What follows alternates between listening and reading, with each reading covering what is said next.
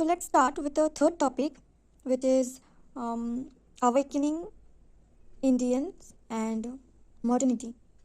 So in this chapter or in this particular topic, we have to cover two main questions. First one is Ram Mohan Rai and the second one is Sir Syed Ahmad Khan. So let's discuss the question, that is, evaluate the distinctive contribution of Sir Syed Ahmad Khan in the process of Indian awakening.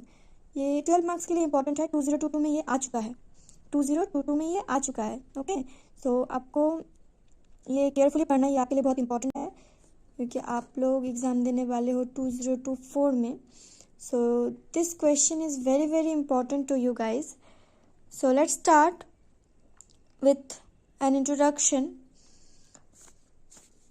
Sir Syed Ahmad Khan, a great visionary and scholar of his time, was born on 17th October 1817 in Delhi.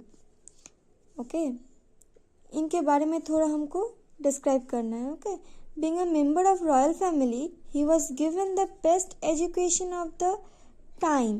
In results, he achieved good command over religious literature, including religious philosophy, Arabic and Urdu literature as well.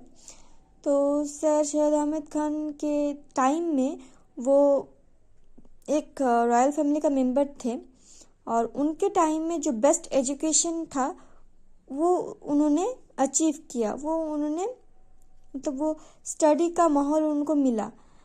तो वो एक पॉलीगॉट थे जिनको versatile character we can say. He is a prominent versatile character जिनको बहुत सारे languages आते हैं. Okay, polyglot. So next paragraph. As personality, sir Syed Ahmad Khan was universally accepted as a social reformer, thinker, philosopher, educationalist, great visionary, and so on. By his writings, he made his intentions clear that he was a social reformer and wanted to remove the impractical practices, whether associated to rituals and traditions. Okay, his manifestation of ideas was based on reasoning and logic. He has written so many Urdu books for making as well educated Muslim community. Apart from this, contribution of Sir Syed Ahmad Khan covering different aspects as discussed in following manner. तो ये था कि उन्होंने Muslim community के लिए बहुत कुछ किया है, बहुत सारे बुक्स लिखे हैं ताकि मुस्लिम कम्युनिटी अवेक हो सके, जाग सके. क्यों जाग सके? क्योंकि मॉडर्निटी को वो लोग एक्सेप्ट कर सके, मॉडर्न एजुकेशन को अपना सके. इसीलिए उन्होंने बहुत सारे बुक लिखे थे कि मुस्लिमों को पढ़ना चाहिए. हिंदू जैसे बढ़ रहे हैं आगे इंग्लिश एजुकेशन लेके, ठीक वैसे ही हमको भी ये पुराने ऑर्थोडॉक्स, पुराने डॉगमस, सुपरस्टिशंस को भूल के एक अच्छा लाइफ लीड करने के लिए ये western education is very very important to us. So ये जागरूक करने के लिए मुस्लिम कम्युनिटी को इन्होंने बहुत सारे बुक लिखे हैं. तो इनका बुक का नेम बेसिकली बहुत हार्ड होता है, Urdu name.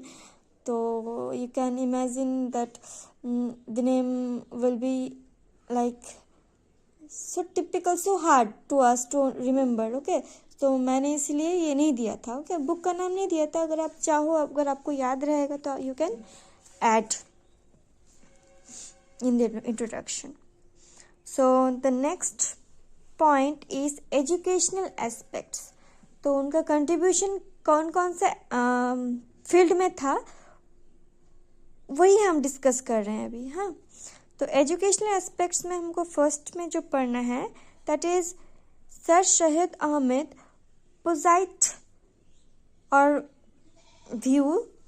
viewed that education is the only instrument by which all the ailments and disease of the Muslim society can be cured.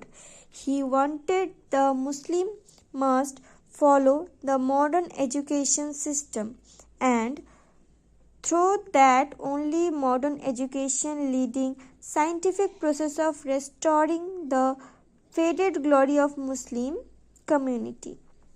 तो ये बोल रहे हैं कि मुस्लिम को मस्ट फॉलो करना चाहिए मॉडर्न एजुकेशन. मॉडर्न एजुकेशन अगर वो लोग फॉलो करेंगे तो वो जो मुस्लिम कम्युनिटी का जो ग्लोरियस था, जो फेडेड हो गया है, जो अभी उतना ग्लोरियस नहीं है, तो वो ग्लोरियस हो सकता है अगर हम लोग मुस्लिम कम्युनिटी के पीपल क्या करेंगे, मुस्लिम मॉडर्न एजुकेशन को अपनाएंगे. Okay, next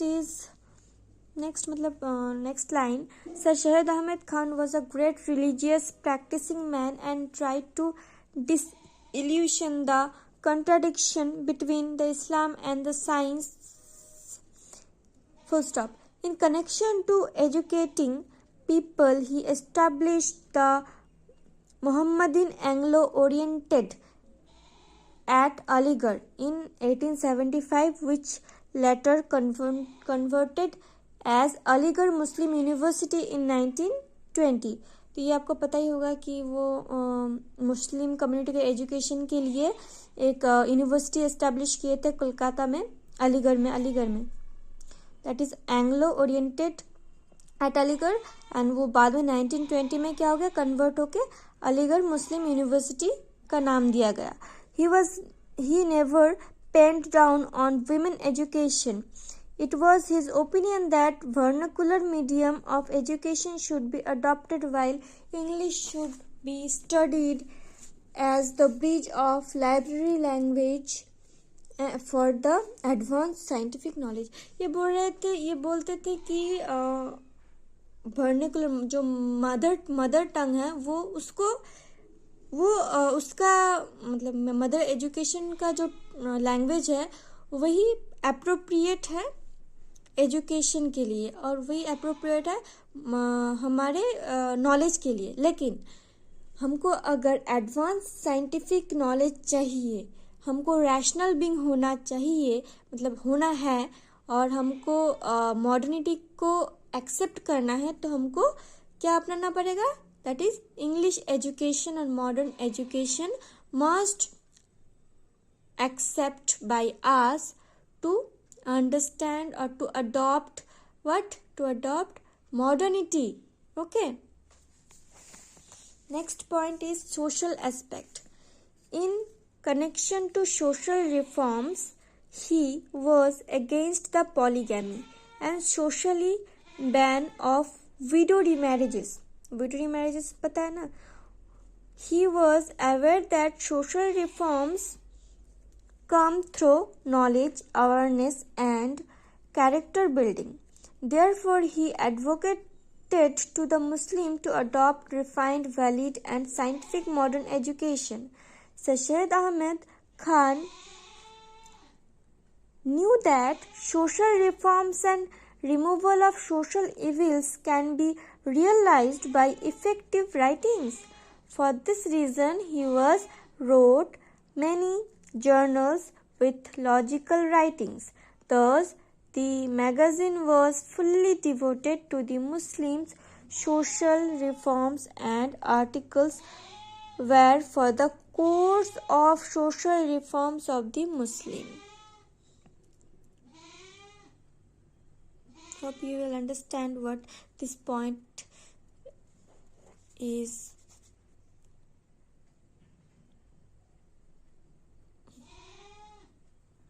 What is in this point? Hope you will understand. Okay, so next point is political aspect. British government blamed the Muslim as the cause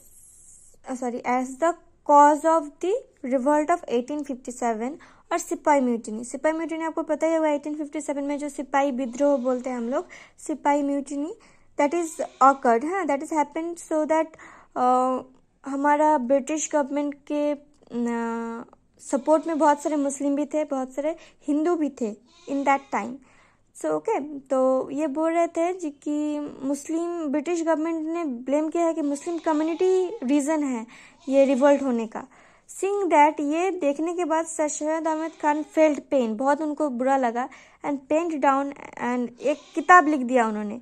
उसका नाम था असबाब ई बगावत ई हिंद, ASBAB-BHAGHAWAT बगावत -E-HIND Hind, in order to clarify the misunderstanding of the British government and prevent that Muslims were not the reason behind the revolt. वो किताब लिखी और बोल दिए कि नहीं, मुस्लिम नहीं है इसका reason. Okay, he wanted to keep away Muslim community from national politics से मुस्लिम कम्युनिटी को दूर रखना चाहते थे. But his two nations theory had a big impact on large number of Muslims. पर उन्होंने जो टू नेशन थ्योरी दिया था, एक थ्योरी जहाँ पर पाकिस्तान, दूसरा मुस्लिम को लेके पाकिस्तान और हिंदू को लेके इंडिया, तो ये जो टू नेशन थ्योरी था ये बहुत इम्पैक्ट किया मुस्लिम कम्युनिटी को. सरशद अहमद खान सक्सीजर सच एज इकबाल और जिन्ना जो थे ना, वो इनके ही सक्सीजर थे. Not only inherited the two nation theory but put into practice.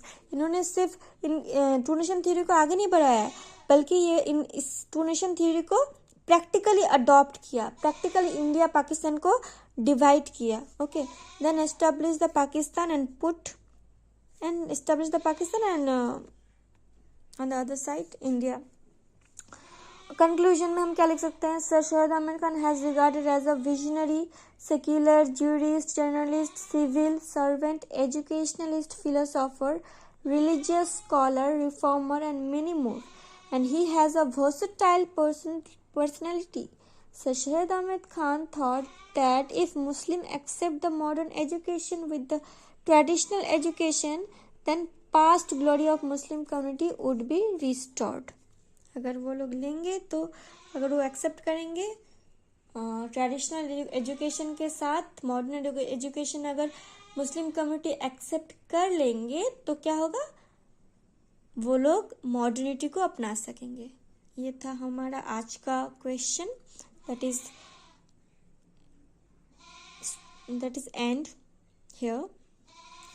So we can, मैं ये आपको दिखाती हूँ so that you can easily understand what I am discussing and what you should make note in according to you. Okay, ये नहीं है कि आपको यही नोट पढ़ना है, आप ये समझ लो. मैंने क्या बोला कि जब मैं पढ़ती थी ना, तो मेरा क्या होता था कि मैं समझ नहीं पाती थी मुझे कौन सा क्वेश्चन एग्जाम में आएगा और कौन सा मैं लिखूंगी, तो मुझे कौन सा क्वेश्चन का नोट्स बनाना है.